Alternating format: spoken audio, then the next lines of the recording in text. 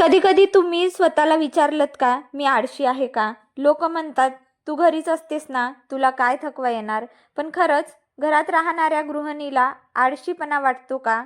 की ती खूप थकलेली असते? चला तर मग जाणून घेऊया अशा गोष्टी ज्या आपल्या आयुष्याची खरी कहाणी आहे. सकाळी डोळे उघडण्याआधीच मेंदू चालू होतो. आज स्वयंपाकात काय करायचं आहे, मुलांचं टिफिन बनवायचं आहे, असंच बरंच काही. पाय जमिनीवर ठेवायच्या आधीच एका गृहिणींचं काम जे आहे ते सुरू होत असतं. मुलांच्या शाळेसाठी धावपळ, नवऱ्याचा डब्बा, घरातला पसारा आवरणे, हे सगळं करताना आपण स्वतःला कुठेतरी विसरतो. अशा वेळी एखाद्या दिवशी निवांत थोडं शांत बसलं किंवा 10 मिनिट मोबाईल हातात घेतला की लगेच लोक म्हणतात, नुसता मोबाईल बघते, किती हा आळशीपणा.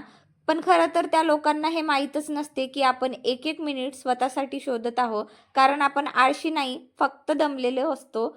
माझं हे बोलणं त्या प्रत्येक स्त्रीसाठी आहे जिला घरात, समाजात, कुटुंबात आळशी समजलं जातं.